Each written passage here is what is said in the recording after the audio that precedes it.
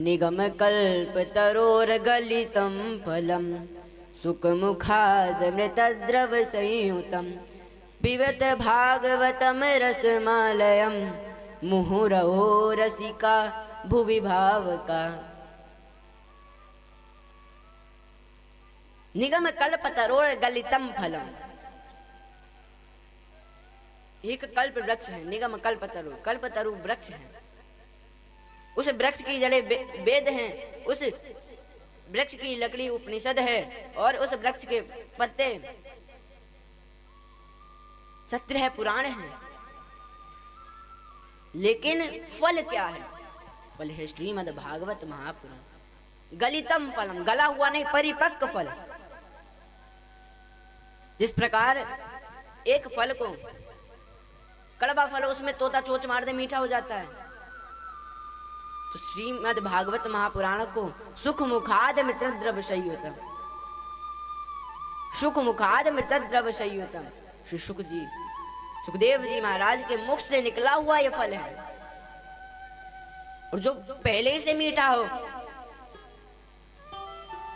उस फल को तोते ने चोंच मार दी तो वो तो अमृत तुल्य हो जाएगा। तो श्रीमद् भागवत पहले से मीठी है, लेकिन सुखदेव जी के मुखारे बिंद से निकलने के बाद वो अमृत के समान हो गई है, अमृत के समान हो गई है। पिबत भागवतम रसमालय। किसी ने पूछा, भैया या फल खानो चाहिए या पीनो चाहिए? हमने कही कि इस फल को पीना चाहिए। कैसे पिए? बंधु, ये दो कान हैं, क्यों बनाए भगवान ने? दो तो व्यंग के कारण है। पहला कारण, अगर ये भगवान कान नहीं बनाते तो चश्मा कहां टिकता? नाक पे तो टिकता नहीं। दो कील ठुकवानी पड़ती इधर, यहां पे फिर चश्मा टिकता है।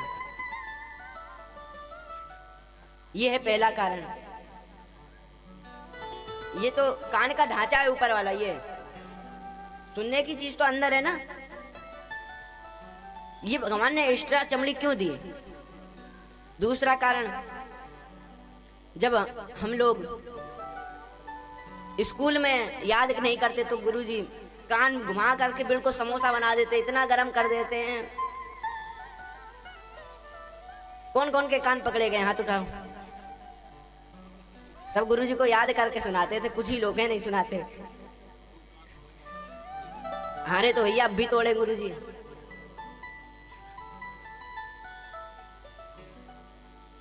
जब गुरुजी कान खींचते तो ऐसा लगता कि ये चमड़ी भगवान ने इसीलिए बनाई है,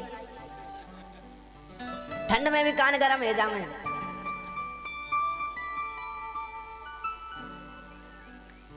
तीसरा भाव ये है कि ये जो कान का आकृति एक दोने के समान है, एक दोने के समान है। और दोने में क्या खाते हैं? रसमलाई, रसमलाई खामे, गुलाब जामुन खामे। आहा, देखो अम्मा के मुंह में पानी आ रहा है। और या दोना में खाएंगे तो कान ब्लॉक और हो जाएगा, सुनाई और नहीं देगा। या हमारे यह कान भगवान ने दोना की आकृति में इसलिए बनाए कि भगवान इसमें हमारी भगवान का जो रस बरसेगा तो वो दोने में करके पिए। श्रीमद् भागवत कथा रूपी रस अमृत बरसेगा तो इन कानों के द्वारा, दोने के समान जो कान हैं उनके द्वारा पिए, पान करें। अब वह दोना में रसमलाई खामे, रबड़ी खामे।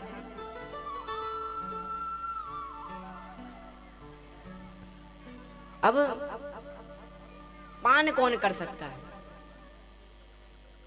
सब लोग तो पान कर नहीं सकते। क्यों? उसको पान करने के लिए कौन होना चाहिए? ये भी भागवत महारानी ने युक्त किया है।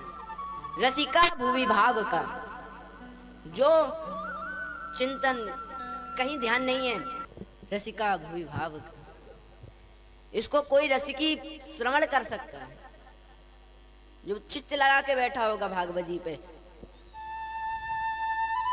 ये अमृत कामना वालों के लिए नहीं है कि श्रीमद् भागवत कथा श्रवण करने से मुक्ति मिल जाएगी। मुक्ति तो मिलेगी, ये सोच के आए हो हम कथा श्रवण करेंगे, भगवान हमें ये देंगे वो देंगे, निश्चित ही देंगे, पर हमें वो लाभ नहीं मिलेगा।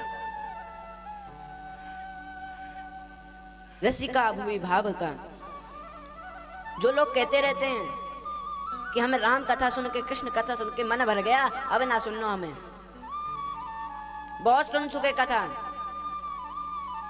तो उनको रस वो प्राप्त नहीं हुआ। जो हजारों बार भी कथा श्रवण करा होगा ना, वो कहेगा भैया कथा चल रही है, कथा श्रवण कर लेते हैं, रस तो उस पे बरसता है। ये जो आप कथा श्रवण कर रहे हैं, एक बार की बात है, सुखदेव जी महाराज राजा परीक्षित को कथा श्रवण करा रहे थे।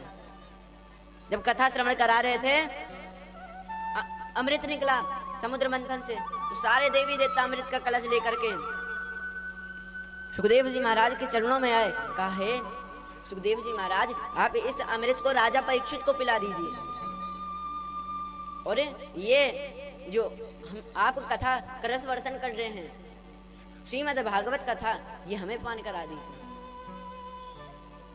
तो तुरंत ही सुखदेव जी महाराज ने इंद्र को उल्टे पैर भगा दिया। तुरंत उल्टे पैर जैसे ही भगाया, तो आज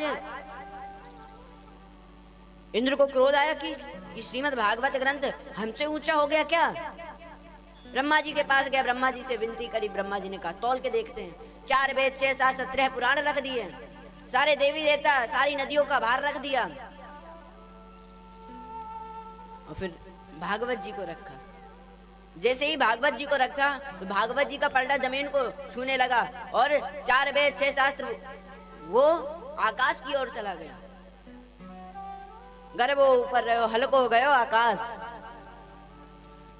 आपने 4 वेद सुने होंगे, ऋग्वेद, यजुर्वेद, सामवेद, अथर्ववेद। 5वां वेद कौन सा है? श्रीमद् भागवत महापुराण। ये भी वेद है, कहते नहीं पंचम वेद निराला, पंचमो वेद उच्यते। ये भागवत जी 5वां वेद है।